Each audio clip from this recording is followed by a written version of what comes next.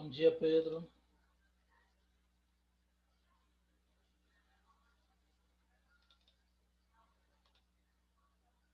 Bom dia, Carlos. Beleza.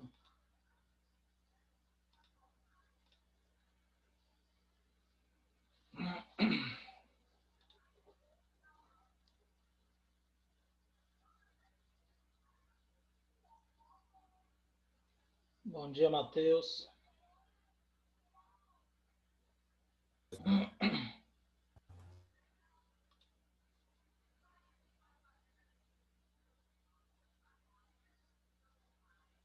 Vamos aguardar aí um minutinho para o pessoal chegar e aí a gente começa.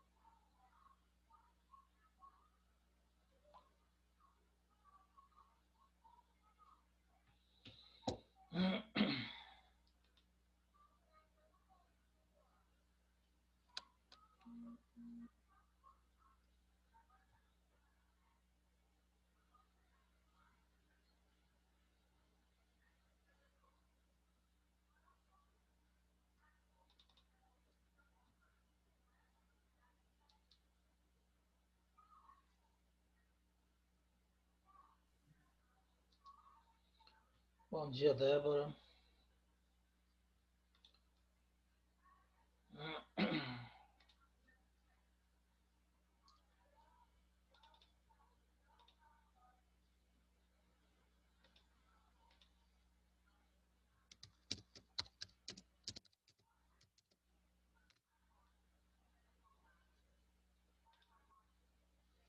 Bom dia, Eric.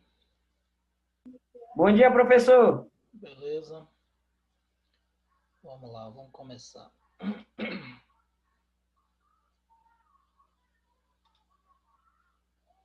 Pessoal, é o seguinte, eu vou desligar a câmera, tá? Para melhorar aqui a internet, que com essas chuvas que tem dado aí fica ruim. Mas qualquer dúvida, abra o microfone e perguntem, tá bom? Para eu poder esclarecer as dúvidas de vocês. Bom dia, Ana. Então, vou fechar a câmera aqui só para melhorar aqui a transmissão aqui, para não pesar muito a internet. E aí, vou começar a explicação, tá? Qualquer dúvida, abra o microfone e me fala.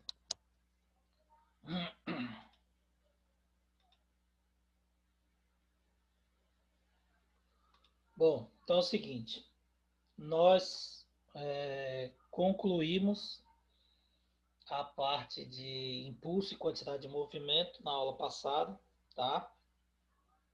Fizemos o exercício, corrigimos, já fizemos várias questões e várias atividades, passei vários exemplos também, inclusive de teorema do impulso, que foi a última parte que nós vimos na aula passada, tá? E agora nós vamos começar um outro assunto, que é a gravitação universal, tá? Gravitação universal está relacionada com a movimentação dos planetas no nosso sistema, tá? Então, o nosso sistema, no qual está inserido a Terra, ele tem um conjunto de astros e estrelas, e esse conjunto ele segue uma ordem de movimentação. A gravitação universal, ela estuda exatamente isso. Como que ocorre essa ordem de disposição de planetas ao redor do nosso sistema, tá? Bom, o primeiro modelo que surgiu foi o modelo dos gregos, tá? Esse modelo era um modelo geocêntrico. Geocêntrico por quê?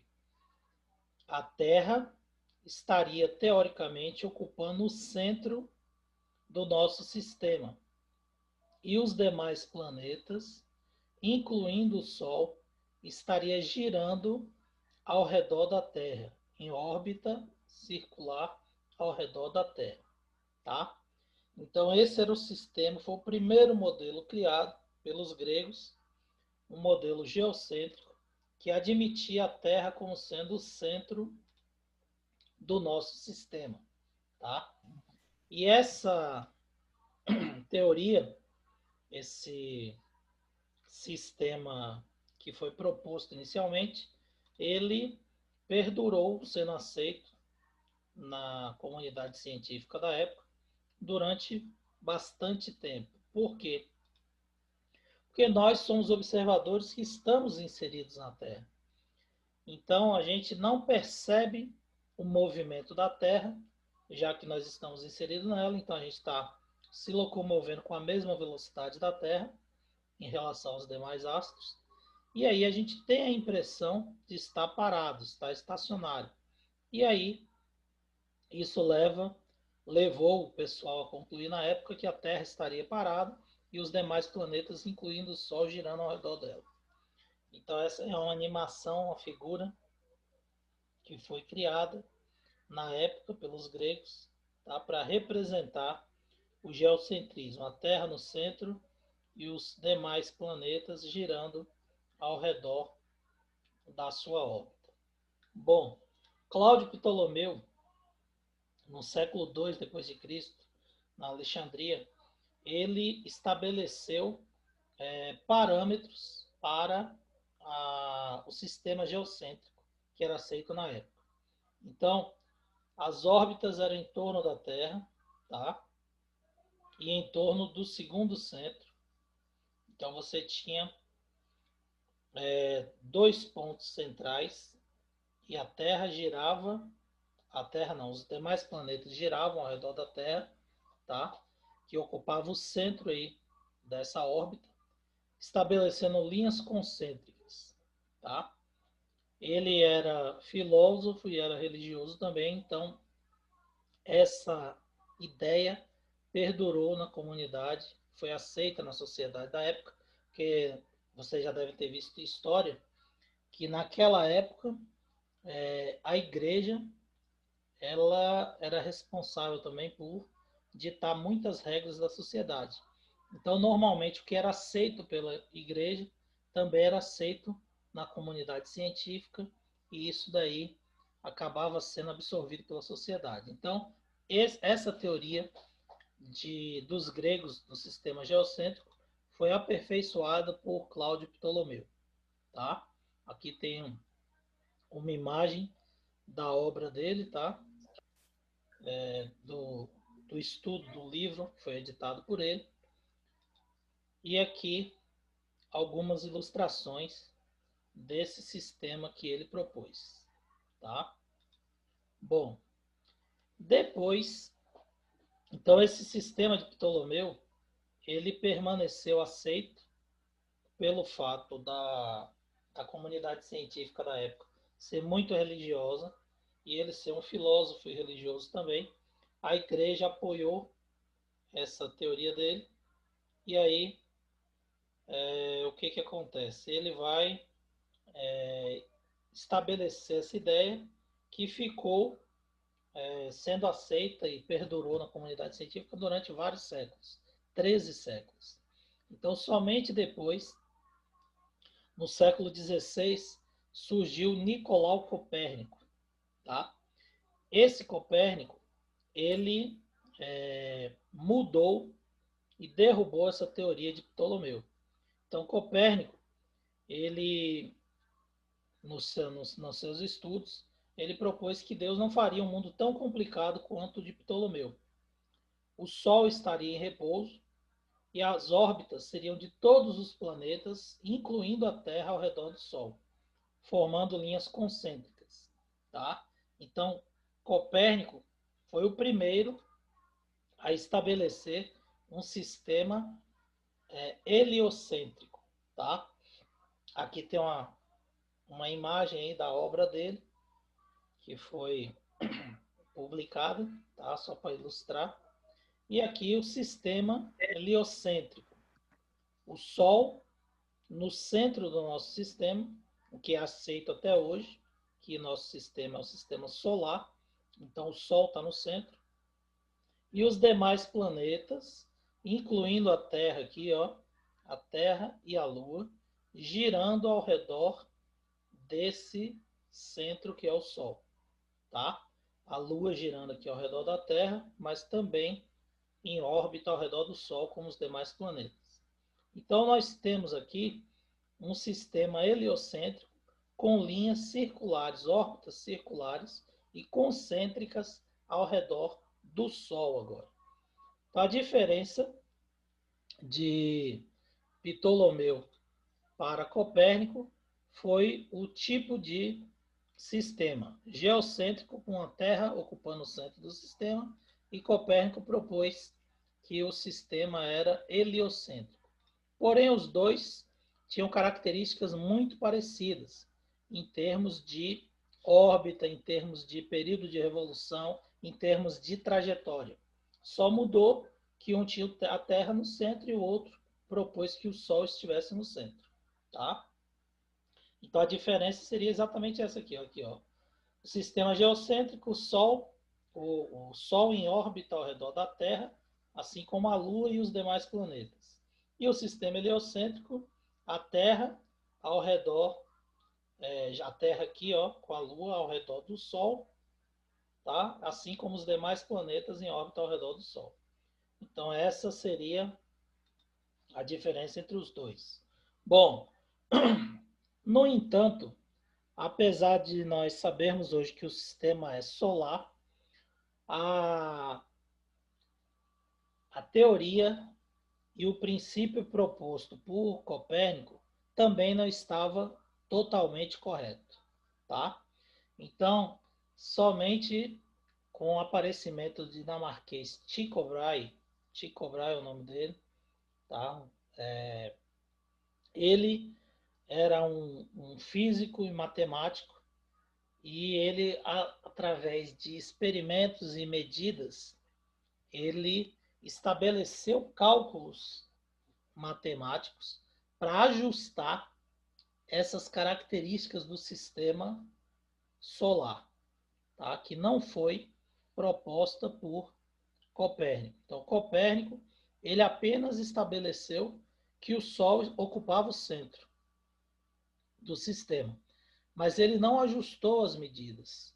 E Tycho Brahe, que era um matemático, ele gostava de propor essas medidas com o maior número de precisão. Então, passou 20 anos realizando medições até chegar nas mais precisas medidas de posições de órbita, tá? E essas observações comprovaram cientificamente que os dois princípios anteriores estavam errados, tá? E qual foi aqui uma ilustração aí da obra dele, o capa, tá? Do trabalho dele, publicado na época. E aí o que acontece? Qual foi a diferença de Tycho Brahe aqui para Copérnico? Então ele manteve que o sistema era solar, porém ele descreveu matematicamente que seria impossível a órbita dos planetas circulares ao redor do Sol. Então, essa órbita circular aqui ao redor do Sol de todos os planetas no sistema proposto por Copérnico estava equivocado, tá? Então, não batia os cálculos, as medidas não davam certo. Do período de revolução, o tempo de revolução, a posição dos planetas, as estações do ano. Então, ele conseguiu provar matematicamente que a órbita ela não era circular ao redor do Sol, e sim elíptica, tá? Então a órbita ela é assim, como está nessa figura. Isso não é uma órbita circular, isso é uma órbita elíptica. O que é uma órbita elíptica? Ela é mais achatada no meio, então ela parece oval, tá? Ela é uma órbita que parece um ovo. Então ela é mais achatada aqui e nas extremidades ela é mais prolongada. Então a órbita correta matematicamente é uma órbita elíptica. Então Tycho Brahe ele estabeleceu que o sistema era heliocêntrico, o Sol ocupava o centro e os demais planetas giravam em órbita elíptica ao redor do Sol, tá? Órbita elíptica, ok? Bom, mas somente com o surgimento de Kepler, tá? É que esses ajustes foram completamente feitos. Então, esse cientista aqui, chamado Kepler, tanto que tem as leis de Kepler, que regem até hoje a gravitação universal, estabeleceu as características corretas do nosso sistema solar, tá? O que é aceito até hoje na comunidade científica. Aqui está também uma ilustração mostrando aí a capa do trabalho dele, Johann Kepler, era o nome dele. E aqui as leis de Kepler, que regem até hoje o sistema de gravitação universal, tá? O que Kepler fez? Então, ele descobriu, por volta de 1605, que as observações de Tycho Brahe seguiam três leis matemáticas relativamente simples, tá? Suas três leis de movimento planetário desafiavam a astronomia e a física de Aristóteles e Ptolomeu. Então, derrubou o princípio heliocêntrico, geocêntrico, desculpe, que a Terra ocupava o centro do sistema. Matematicamente, Tycho Brahe derrubou e confirmou que Copérnico estava certo, o sistema era solar. Tá? Então, a sua afirmação, através de comprovação matemática que a Terra se movia, né?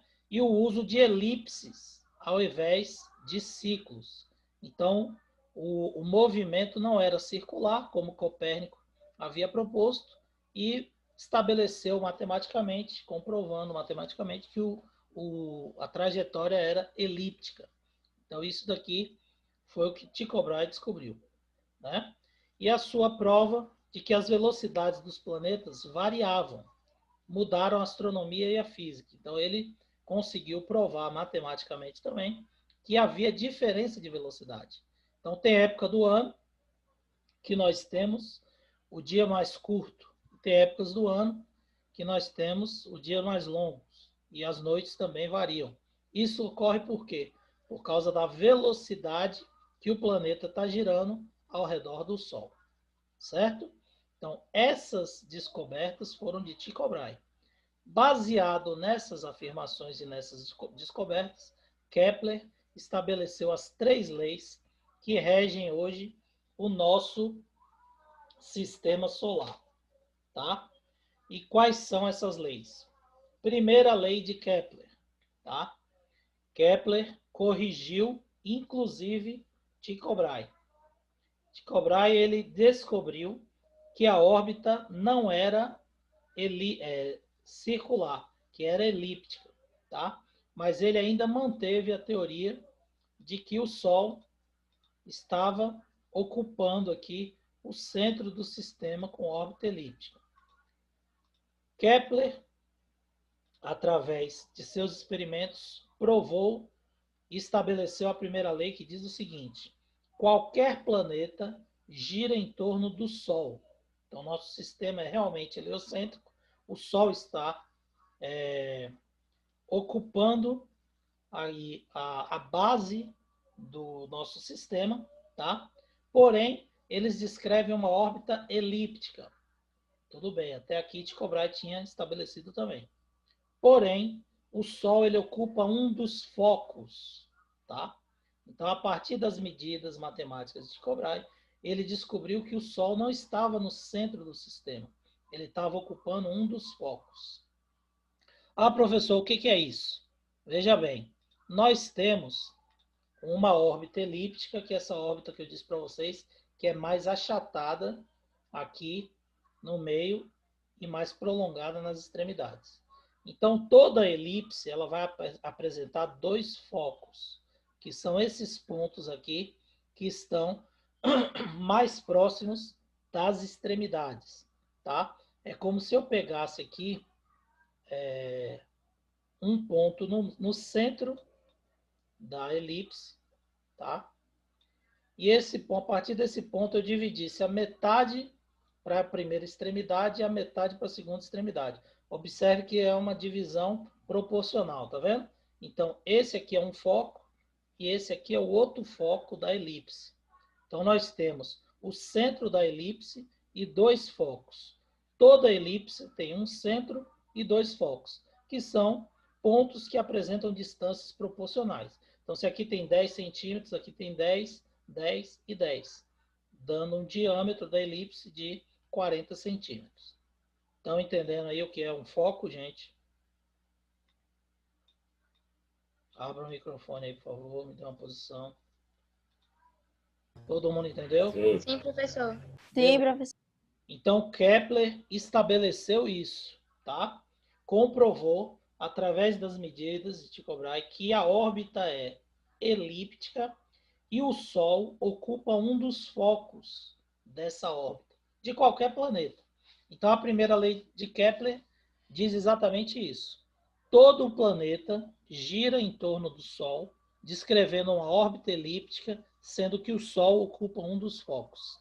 Esse é o enunciado da primeira lei de Kepler, tá? Bom, a segunda lei de Kepler. A segunda lei de Kepler estabelece que uma reta que liga o centro do Sol ao centro do planeta, ela vai descrever uma área ao redor da órbita, tá? Uma área parcial ao redor da órbita, exatamente igual em tempos iguais, independente do planeta estar mais próximo do Sol ou mais afastado. Então, isso daqui foi comprovado matematicamente através justamente das velocidades. Então, quando o Sol está aqui, ó, nesse ponto aqui, você já deve ter estudado em geografia. Aqui é o quê? Que período do ano é esse aqui, gente? Que estação do ano é essa aqui? Que equivale à área 1. Abra o microfone. Verão, exatamente. Por que é o verão? Porque é o momento, a época do ano que a Terra está mais próxima do Sol. Então, você tem dias mais longos, né? E você vai ter uma maior temperatura. Consequentemente, aqui você vai ter o inverno, que é a época mais fria, o momento que ele está mais distante do Sol, certo? Então, aqui você vai ter também intervalos de tempos diferentes. E isso ocorre por quê? Por causa da velocidade. A velocidade da Terra aqui, ou de qualquer outro planeta, vai ser maior do que a velocidade aqui. Então, aqui ele vai percorrer essa distância aqui mais rápido, porém ele vai descrever uma área proporcional a essa aqui. Porque quando ele estiver mais afastado, vai alterar o tamanho da área, porém a velocidade aqui também muda. E aí uma coisa compensa a outra. Velocidade é distância sobre tempo. Então a área que corresponde à distância vai ser velocidade vezes tempo. Aqui eu tenho uma velocidade maior, o tempo vai ser menor. Aqui eu tenho uma velocidade menor, o tempo vai ser maior. Uma coisa compensa a outra e você vai ter a mesma distância percorrida descrevendo a mesma área. Então, em intervalos de tempos iguais, você vai ter uma área igual, descrita. Então, aqui, 3 meses leva para sair daqui e chegar aqui. Aqui gasta 3 meses também para chegar, que é justamente o período do verão e do inverno. Aqui vai ter 3 meses para chegar aqui, mais 3 meses daqui para cá, que formam os 12 meses do ano. Aqui você vai ter primavera e outono nesses outros dois pontos, certo? Então, os planetas se movem mais rapidamente quando estão mais próximos do Sol. Isso ocorre devido à força de atração do Sol e do planeta. Então, gera uma força resultante maior, uma velocidade maior. Essa é a segunda lei de Kepler, tá? E a terceira e última lei dele relaciona matematicamente o tempo de revolução através do Sol e o raio, a distância que esse planeta ocupa em relação ao Sol. Então, o quadrado do período de revolução, então, o período elevado ao quadrado de qualquer planeta, ele é proporcional ao cubo do raio de sua distância ao centro do Sol. Então, se eu pegar, independente de eu pegar aqui, pegar, por exemplo, Mercúrio e a Terra. Se eu pegar o tempo, o período de revolução, o tempo que a Terra gasta para dar uma volta ao redor do Sol, 1 ano, 365 dias e 4 horas, e pegar o tempo de revolução, o período de revolução de Mercúrio ao redor do Sol, elevar ao quadrado, se eu dividir pela distância, pelo cubo da distância entre a Terra e o Sol, e dividir pelo cubo da distância entre a Terra e entre o Sol e Mercúrio, eu vou ter exatamente o mesmo valor. Então, isso é uma constante, tá?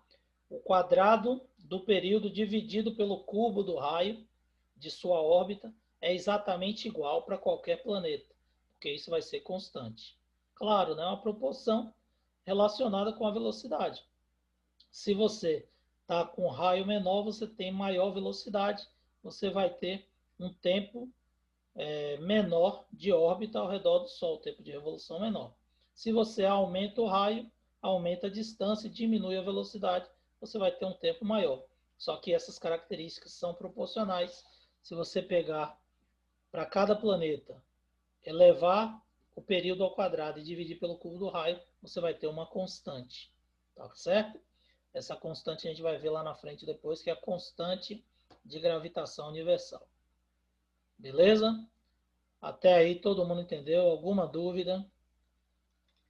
Ficou claro como é que foi estabelecido as características do nosso sistema?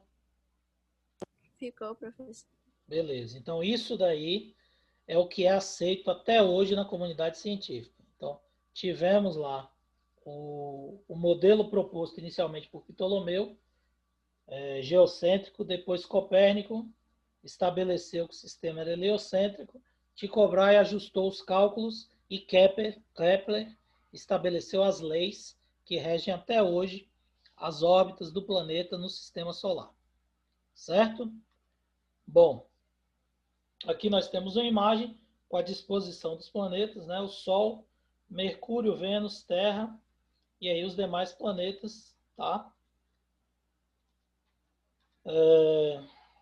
Até que Newton entra na história, tá? Por que Isaac Newton, aquele mesmo da dinâmica, entra na história? Então, Newton, ele, além de ser físico e matemático, ele também era astrônomo e era químico. Então, ele trabalhava, atuava lá no século XVII, fazendo estudos com relação à mecânica, astronomia, a gravitação, gravidade, óptica, teologia, porque ele também era religioso, e alquimia. Bom, aqui a famosa obra dele, né? De Newton, a capa aqui da publicação desse trabalho de Newton, que é famoso até hoje, tá? 1687. E aí ele estabeleceu o seguinte: apoiando-se nas leis de Kepler, já que os planetas orbitam em torno do Sol, existe uma força que garante essa trajetória ao redor do Sol, tá?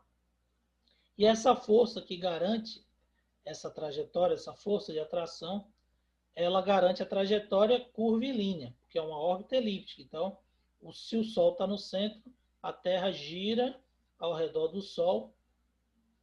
O Sol está no centro, não, desculpa. Se o Sol está no foco da elipse, a Terra gira ao redor desse Sol e ela faz uma curvatura. Então, muda a direção e sentido da velocidade. Logo, essa força de atração, ela é uma força centrípeta, tá? Porque ela muda a direção e sentido da velocidade, como nós já estudamos lá no movimento circular. Então, independente de ser circular ou elíptica, muda a direção e sentido da velocidade, então nós temos uma força centrípeta, tá? As leis do movimento em terra são válidas para os corpos celestes?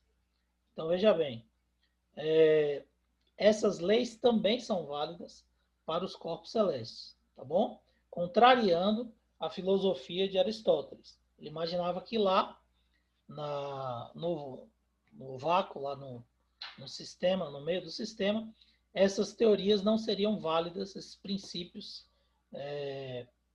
matemáticos e físicos de movimento não seriam válidos. Mas Newton provou que sim, são válidos. Tá? Existem características de força de atração através das matérias. Então, isso é comprovado, por exemplo, se você soltar de um foguete um satélite, por exemplo, sem propulsor. O que vai acontecer?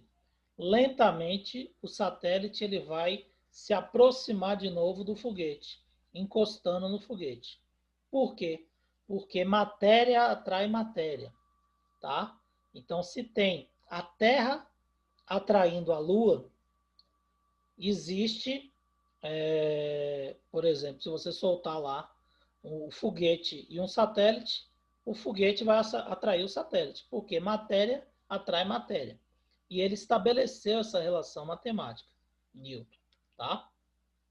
Mas, voltando para o nosso sistema, o Sol está ocupando aqui uma parte da elipse. Observa aqui ó, que ele está bem mais próximo do que aqui, desse lado, tá?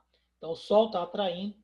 E essa força de atração entre o Sol e os demais planetas é a força centrípeta que mantém o planeta em órbita ao redor do Sol, tá? Então, essa força de atração entre as massas, entre as matérias, é que mantém o planeta ao redor, girando em órbita ao redor do Sol, certo? Aqui nós temos as disposições ó, dos planetas e a órbita deles ao redor do Sol, estabelecida atualmente. E aqui nós temos a fórmula de Isaac Newton, que estabelece justamente o cálculo matemático para essas forças. Então, isso é chamado de força gravitacional, ou força de atração gravitacional. Tá? Então, a força de atração gravitacional, ela diz o seguinte: matéria atrai matéria na proporção direta ao produto de suas massas e inversamente proporcional ao quadrado da distância que as separa. Ou seja, um corpo atrai o outro com uma força que é proporcional às massas desses corpos e é inversamente proporcional ao quadrado da distância que esses corpos possuem um do outro. Então, essa distância ele chamou aqui de raio. Ó. Eu tenho aqui a Terra e o Sol. O Sol atrai a Terra da mesma forma que a Terra atrai o Sol, certo? E essa força de atração é igual por quê? Porque ela depende da massa do Sol, da massa da Terra e da distância que separa os dois. Eu disse para vocês lá no início que se o planeta está mais distante do Sol do que a Terra, a velocidade dele diminui. Por que a velocidade dele diminui? Porque a força de atração vai ser menor, já que ele ocupa uma distância maior. A força é inversamente proporcional à distância. Quanto mais próximo estiverem as massas, maior será a força de atração, certo? Quanto mais distante, menor será a força de atração. Então, Newton estabeleceu essa equação que é chamada de princípio fundamental da gravitação universal. E aí tem aquela velha historinha, né, que a gente não sabe se é lenda ou se é verdade, que Newton estava sentado embaixo de uma macieira, a maçã caiu na cabeça e foi aí que ele pensou nessa teoria, estabelecendo esse princípio. Bom, se a maçã caiu em direção à Terra, atingindo minha cabeça, a Terra também é atraída em direção à maçã. Por que que a maçã cai? Não é a Terra que sobe. Eu já falei isso para vocês, por causa da massa. Então, quem tem a massa menor, sob a ação da mesma força, vai sofrer maior influência. Isso quer dizer o quê? Que a força que a maçã atrai a Terra é exatamente igual à força que a Terra atrai a maçã. A maçã cai sobre a superfície da Terra porque a massa da maçã é infinitamente menor do que a massa da Terra. E esse princípio é válido para o Sol e para a Terra. Então, o Sol atrai a Terra do mesmo jeito que a Terra atrai o Sol. Por que, que a Terra gira ao redor do Sol e não o Sol ao redor da Terra, como foi imaginado anteriormente? Porque a massa da Terra é menor do que a massa do Sol. Então, sob a ação da mesma força, quem vai deslocar é aquele que tem massa menor. Logo, a Terra gira em órbita ao redor do Sol. A mesma coisa ocorre com a Lua. A Lua atrai a Terra da mesma forma que a Terra atrai a Lua. A Lua gira em órbita ao redor da Terra porque a massa da Lua é menor do que a massa da Terra. Ok? Ah, professor, e esse G na fórmula? O G é a nossa constante de gravitação universal. É uma característica constante do nosso sistema solar. Essa constante, depois eu vou passar para vocês, vale 6,67 vezes 10 a menos 11. Mas eu vou passar por escrito para vocês isso aí, tá? 6,67 vezes 10 a menos 11 Newton por metro quadrado dividido por quilograma ao quadrado. Esse é o valor da constante de gravitação universal. Esse G aqui da fórmula. Para achar a força em newtons, a constante tem esse valor que eu passei para vocês, a massa tem que estar em quilogramas e a distância tem que obrigatoriamente estar em metros. Tá? Então, a atração é mútua entre os dois corpos, matéria atrai matéria, como eu disse para vocês, na proporção direta de suas massas e inversa ao quadrado da distância que as separa. Ok? A fórmula de gravitação universal. Então é isso aí que eu tinha para passar para vocês hoje, certo? Alguma dúvida sobre o que a gente falou? Todo mundo entendeu? Tem alguma pergunta? Não, professor. Então, galera, é o seguinte, na próxima eu vou registrar aqui a frequência de vocês. Na próxima aula, a gente vai, semana que vem, a gente vai passar exercícios, exemplos, na realidade, desse conteúdo, tá? Aplicações de leis de Kepler e da equação fundamental de gravitação universal. Porém, esse é um conteúdo que ele é pouco cobrado, tá? Mas se ele é pouco cobrado, é importante a gente estudar porque pode ser uma questão dessa que faça a diferença no vestibular ou no Enem. Então, se ele é pouco cobrado, a maioria dos alunos tem o hábito de não estudar. Vão estudar o conteúdo que é mais cobrado. E aí o que acontece? Eles acabam errando essas questões desses conteúdos que são menos cobrados. E aí você acerta, você fica na frente do cara e fica com a vaga. Então é importante que vocês tenham conhecimento desse conteúdo. E na próxima aula eu vou passar alguns exemplos de questões de vestibular que cobraram esse conteúdo ou questões de Enem que utilizaram dessas informações para confundir vocês na resposta, tá ok? Então, meus queridos, obrigado pela participação de vocês hoje. Qualquer dúvida, eu estou à disposição de vocês no WhatsApp. Valeu? Bom dia, bom restante de semana aí para vocês. Até a próxima aula. Valeu, Tchau, galera. professor. Tchau, tchau. Um abraço. Tchau, tchau, pessoal. Bom dia. Bom dia a todos.